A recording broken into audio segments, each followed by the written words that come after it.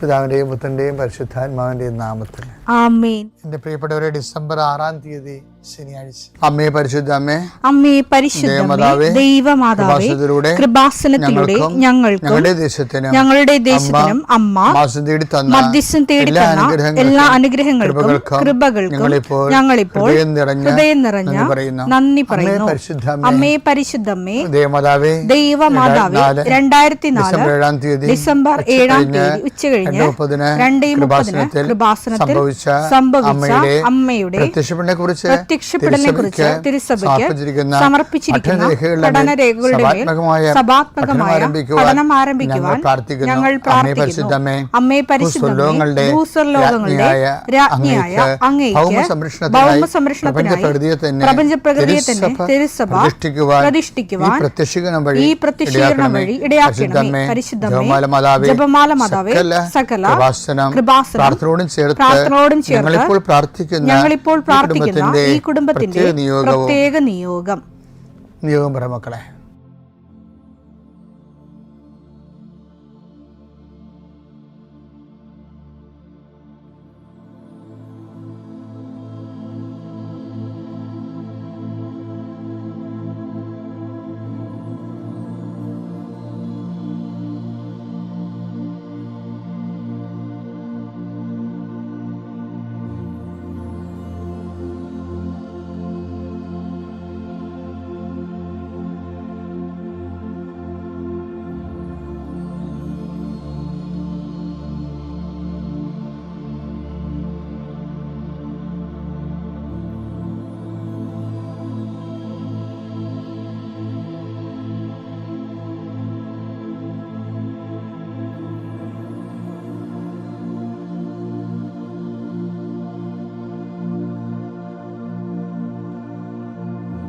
അമ്മയുടെ പ്രത്യക്ഷീകരണത്തിന്റെ ഈ അനുഗ്രഹവേളയിൽ ഞങ്ങൾക്ക് സാധിച്ചു തരുവാൻ കനിയണമേ. ആമേൻ. വിശ്വാസ പ്രമാണം. സർവശക്തനായ പിതാവും ആകാശത്തിന്റെയും ഭൂമിയുടെയും സൃഷ്ടാവുമായ ദൈവത്തിൽ ഞാൻ വിശ്വസിക്കുന്നു. അവിടുത്തെ ഏകപുത്രനും ഞങ്ങളുടെ കർത്താവുമായ ഈശോ മിശിഹായിലും ഞാൻ വിശ്വസിക്കുന്നു. ഈ പുത്രൻ പരിശുദ്ധാത്മാവിനാൽ ഗർഭസ്ഥനായി കന്യകാമറിയത്തിൽ നിന്ന് പിറന്ന് പൊന്തിയോസ് പീലാത്തോസിന്റെ കാലത്ത് പീഡകൾ സഹിച്ച് കുരിശിൽ തറയ്ക്കപ്പെട്ട് മരിച്ച് അടക്കപ്പെട്ട് പാതാളങ്ങളിൽ ഇറങ്ങി മരിച്ചവരുടെ ഇടയിൽ നിന്ന് 3-ാം നാൾ ഉയർത്ത് സ്വർഗത്തിലേക്ക് എഴുന്നള്ളി സർവശക്തിയുള്ള പിതാവായ ദൈവത്തിന്റെ വലതുഭാഗത്തിരിക്കുന്നു. അവിടെ നിന്ന് ജീവിക്കുന്നവരെയും മരിച്ചവരെയും വിധിക്കുവാൻ വരുമെന്നും ഞാൻ വിശ്വസിക്കുന്നു. പരിശുദ്ധാത്മാവിലും ഞാൻ വിശ്വസിക്കുന്നു. വിശുദ്ധ കത്തോലിക്കാ സഭയിലും പുണ്യവാന്മാരുടെ ഐക്യത്തിലും പാപങ്ങളുടെ മോചനത്തിലും ശരീരത്തിന്റെ ഉയർപ്പിലും നിത്യമായ ജീവിതത്തിലും ഞാൻ വിശ്വസിക്കുന്നു. ആമേൻ. സ്വർഗ്ഗസ്ഥനായ ഞങ്ങളുടെ പിതാവേ, അങ്ങയുടെ നാമം പൂജിതമാകണമേ. അങ്ങയുടെ രാജ്യം വരണമേ. അങ്ങയുടെ തിരുമനസ് സ്വർഗത്തിലെ പോലെ ഭൂമിയിലും ആകണമേ. അന്നു വേണ്ടുന്ന ആഹാരം ഇന്ന് ഞങ്ങൾക്ക് തരണമേ. ഞങ്ങളോട് തെറ്റ് ചെയ്യുന്നവരോട് ഞങ്ങൾ ക്ഷമിക്കുന്നത് പോലെ ഞങ്ങളുടെ തെറ്റുകൾ ഞങ്ങളോടും ക്ഷമിക്കണമേ. ഞങ്ങളെ പ്രലോഭനത്തിൽ ഉൾപ്പെടുത്തരുതേ, തിന്മയിൽ ഞങ്ങൾ രക്ഷിക്കണമേ. ആമേൻ. നന്മ നിറഞ്ഞ മറിയമേ, സ്വസ്തി. കർത്താവ് അങ്ങയുടെ കൂടെ സ്ത്രീകളിൽ അങ്ങ് അനുഗ്രഹിക്കപ്പെട്ടവളാകുന്നു. അങ്ങയുടെ ഉദരത്തിൻ ഫലമായി ഈശോ അനുഗ്രഹിക്കപ്പെട്ടവനാകുന്നു. പരിശുദ്ധ മറിയമേ, തമ്പുരാന്റെ അമ്മേ, പാപികളായ ഞങ്ങൾക്ക് വേണ്ടി ഇപ്പോഴും ഞങ്ങളുടെ മരണസമയത്തും തമ്പുരാനോട് അപേക്ഷിക്കണമേ. ആമേൻ. കർത്താവേ, നിന്റെ ഉന്നതമായ നാമത്തിന് സ്വസ്ഥം ചെയ്യുന്നു. കർത്താവേ, നിന്റെ വിശുദ്ധ പൗരോഹിത്യത്തെ മഹത്വപ്പെടുത്തണമേ. കർത്താവേ, സഭയിലുള്ള സാന്നിധ്യം ദൃഢമാക്കണമേ. 39 വർഷം ഞാൻ അർപ്പിച്ച കൃപാന്റെ യുഗതിയായി കൃപാസ്ഥാന ജീവനോടെ പ്രത്യക്ഷപ്പെട്ട മാതാവിന്റെ മാധ്യസ്ഥയിൽ അത്താറയിൽ നടന്ന 10,000-കണക്കിന് ആരാധന ശക്തിയാൽ കർത്താവ് ഈ പ്രഭാതത്തിലെ അങ്ങയുടെ മക്കളെ കാത്തു കൊതിച്ചിരിക്കുകയാണ്. ഈശോയെ, നിന്റെ വലതുകരത്തിൻ്റെ ഒരാശീർവാദം കിട്ടാൻ വേണ്ടി കർത്താവ് ഇന്ന് യാത്രയ്ക്ക് ഒരുങ്ങുന്ന ഓരോ മക്കളുണ്ട്. ഓരോ ഉദ്യമങ്ങളിലൂടെ മനസ്സിൽ വിചാരിച്ചുകൊണ്ട് പോകുന്നവരുണ്ട്. ഓരോ ലക്ഷ്യങ്ങൾ മനസ്സിൽ വെച്ച് പോകുന്നവരുണ്ട്. കർത്താവേ, നിന്റെ തിരുമുറുവാർന്ന് ആണിപ്പെടുതാന്ന് വലതുകരം മക്കളുടെ ശിരസ് വെക്കണമേ. അവർ പോകുന്നിടത്തേക്കല്ല, നീ പോകുന്നിടത്തേക്കെല്ലാം ഞാൻ നിന്റെ കൂടെ വരുമെന്ന് കർത്താവ് അങ്ങ് പറഞ്ഞിട്ടുണ്ടല്ലോ. ഈശോയെ, അങ്ങയുടെ സഞ്ചാര സാന്നിധ്യം അങ്ങയുടെ മക്കളുടെ കൂടെ ഉണ്ടായിരിക്കണമെന്ന് പ്രാർത്ഥിക്കുന്നു. കർത്താവിൻ്റെ ഉന്നതമായ നാമത്തെ സ്വസ്ഥം ചെയ്യുന്നു. മക്കളില്ലാത്തവരെ ഓർത്ത് പ്രാർത്ഥിക്കുന്നു. ഈശോയെ, ആശുപത്രി കിടക്കുന്നവരെ ഓർത്ത് പ്രാർത്ഥിക്കുന്നു. ഓരോ ബിസിനസ് ചെയ്തിട്ട് തകർന്നു പോകുന്നവരെ കർത്താവ് ഇന്നെങ്കിലും 10 പൈസ കിട്ടുക ഈശോയെ, കച്ചവടം ചെയ്തിട്ട് നിവൃത്തിയില്ലാതിരിക്കുന്നവരുണ്ട്. കന്യൻ്റെ കയ്യിൽ പൈസ അകപ്പെട്ടു പോയവരുണ്ട്. അത് തിരക്കി പോകുന്നവരും ചോദിക്കാൻ പോകുന്നവരുണ്ട്. അപ്പം അവരെല്ലാം അവരുടെ ഉദ്യമങ്ങളെല്ലാം കർത്താവ് കൊച്ചു തോബിയാസിനെ നീ വിട്ടില്ലേ കടങ്ങൾ തിരിച്ചു കിട്ടി മേടിക്കാൻ വേണ്ടി? അതുപോലെ അന്ന് റാഫേൽ മാലാഖനൊക്കെ നീ കൂടെ വിട്ടില്ലേ? ഞങ്ങൾക്ക് നഷ്ടപ്പെട്ടത് തിരിച്ചു വിട്ട മേടിക്കാൻ വേണ്ടി വിടുന്നവരുടെ കൂടെ പരിശുദ്ധമേ നീ കൂടെ വിടണമെന്ന് പ്രാർത്ഥിക്കുന്നു ഈശോ. കർത്താവേ, ഉദ്യോഗത്തിൻ്റെ കാര്യത്തിന് വേണ്ടി പോകുന്നവരുണ്ട്, പഠന കാര്യങ്ങൾക്ക് വേണ്ടി പോകുന്നവരുണ്ട്, ജീവിത വ്യാപാരങ്ങൾക്ക് സാമ്പത്തിക കാര്യങ്ങൾക്ക് വേണ്ടി പോകുന്നവരുണ്ട്, ജോലി സംബന്ധമായ കാര്യങ്ങൾക്ക് വേണ്ടി പോകുന്നത് അവരുടെ എല്ലാം കർത്താവിന് തിരുസേന സമർപ്പിക്കുന്നു. ടെസ്റ്റ്, ഇൻ്റർവ്യൂ, പരീക്ഷ,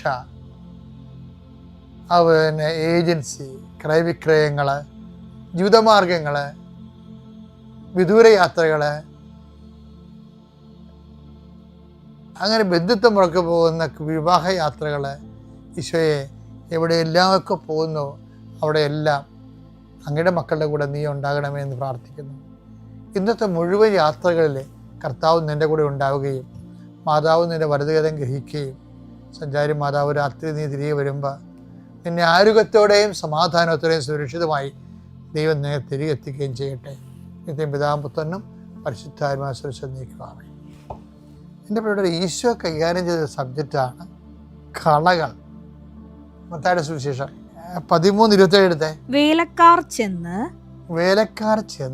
വീട്ടുടമസ്ഥനോട് ചോദിച്ചു, യജമാനനെ നീ വയലിൽ നല്ല വിത്തല്ലേ വിതച്ചത്? പിന്നെ കളകളുണ്ടായത് എവിടെ നിന്ന്? അവൻ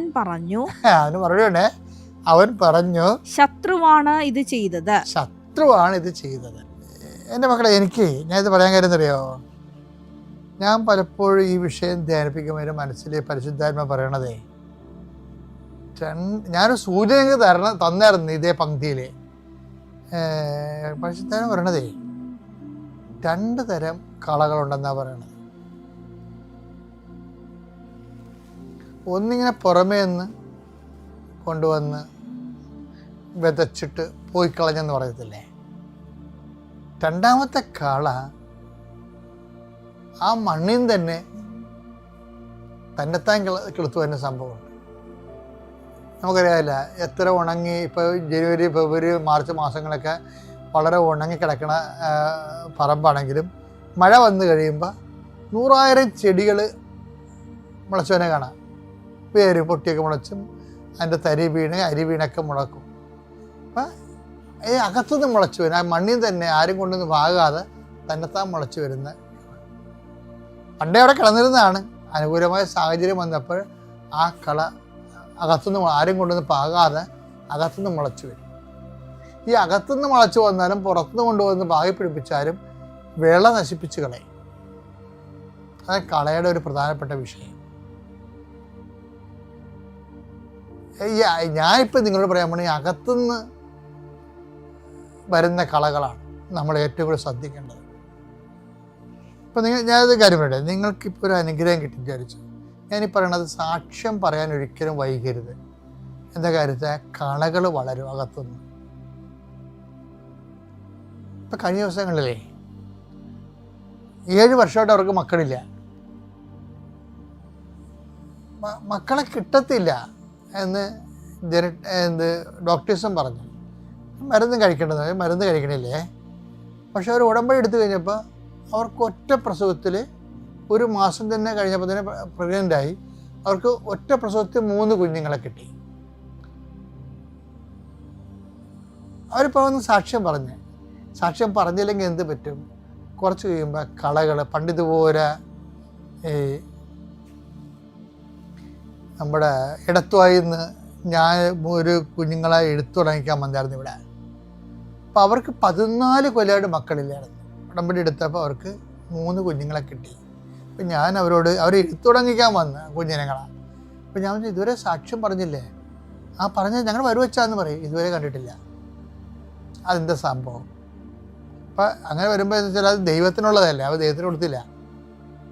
അപ്പം എന്താ വിഷയം എന്ന് വെച്ച് കഴിഞ്ഞാൽ, അങ്ങനെ വരുമ്പോൾ കുറച്ച് കഴിയുമ്പോൾ ഈ കളകൾ ഉള്ളിൽ നിന്ന് വളരാൻ തുടങ്ങും. എന്താണ്?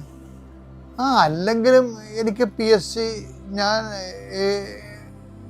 എനിക്ക് ജോലി കിട്ടിയേനം, ഉടമ്പടി എടുത്തില്ലെങ്കിൽ കിട്ടിയേനം, അല്ല മറ്റവർക്ക് കിട്ടിയേനെ, കൂട്ടുകാർക്ക് കിട്ടിയല്ല, അവിടെ കിട്ടിയല്ല എന്നൊക്കെ പറഞ്ഞിട്ട് നീ ഉടനെ ദൈവത്തിന് കൊടുക്കാനുള്ള എടുത്തിട്ട് നീ സ്വയമായിട്ടത് നിൻ്റെ കഴിവിലാക്കി മാറ്റും. മക്കളുണ്ടാകണ കാര്യം അതുപോലെ തന്നെയാണ്. സ്ഥലം വിൽക്കണ കാര്യം അങ്ങനെയാണ്. താമസിക്കും തോറും ഉള്ളിൽ കള വളരാൻ തുടങ്ങും. എന്താണ്? മക്കളല്ലെങ്കിൽ കിട്ടിയേനം. അപ്പോൾ ഡോക്ടർമാർ പറയും ഇതൊക്കെ ഇങ്ങനെ അവർ ഇംഗ്ലീഷ് ടെക്നിക്കൽ വാർഡൊക്കെ വന്നിട്ട് ഇങ്ങനെ പറയും. അതായത് വെറുതെ കുറേ നാൾ ഗർഭപാത്രം മക്കളിലെ ഇമ്പോർട്ടൻ്റ് ആയിട്ട് ഇരുന്നിട്ട് പെട്ടെന്നുണ്ടാകാൻ അപ്പോൾ പ്രതിഭാസത്തെക്കുറിച്ച് പറയും. അപ്പോൾ നമുക്ക് അത് ശത്രു കൊണ്ടുവന്ന് പുറത്തുനിന്ന് വിതക്കും. ദൈവകാരികൾക്ക് ഇങ്ങനെ കൊടുത്തത്, പക്ഷെ ആരെങ്കിലും വന്നിട്ട് അത് അവർക്ക് അങ്ങനെ കിട്ടിയ, ഇവർക്ക് ഇങ്ങനെ കിട്ടിയത്, മറ്റവർക്ക് ഇങ്ങനെ കിട്ടിയത് പറഞ്ഞുകൊണ്ട് കളകൾ പറിച്ചു. ഇതിനകത്ത് തന്നെ നമുക്ക് തന്നെ സ്വന്തമായിട്ട് തോന്നാം. എന്താ വെച്ച് കഴിഞ്ഞാൽ ചിലപ്പോൾ സ്വാഭാവികമായിട്ട് കിട്ടിയതായിരിക്കും എന്ന് തോന്നും. അപ്പം കള അകത്തുനിന്ന് വളരണം. എപ്പോഴും ഒരിക്കലും ശ്രദ്ധിച്ചേക്കണം, ദൈവത്തിന് കൊടുക്കേണ്ടത് സ്വന്തമായിട്ട് എടുത്ത് ഉപയോഗിക്കരുത്. റോമ 1:21 എടുത്തേ. അവർ ദൈവത്തെ അറിഞ്ഞിരുന്നെങ്കിലും അവിടുത്തെ ദൈവമായി മഹത്വപ്പെടുത്തുന്നതിന് അവിടത്തേക്ക് നന്ദി പ്രകാശിപ്പിക്കുന്നതിനും ചെയ്തില്ല. മറിച്ച് അവരുടെ യുക്തി വിചാരങ്ങൾ നിഷ്ഫലമായി തീരുകയും വിവേകരഹിതമായ ഹൃദയം അന്ധകാരത്തിൽ ആണ്ടുപോവുകയും ചെയ്യും. എന്താണ് സാക്ഷ്യം പറയാതിരുന്നുള്ള കുഴപ്പം? അതാ, കുറച്ച് കഴിയുമ്പോൾ സ്വന്തം ക്രെഡിറ്റാണെന്ന് വിചാരിക്കുന്നത്. അതാണ് ഉള്ളിൽ നിന്ന് വളരുന്ന കള.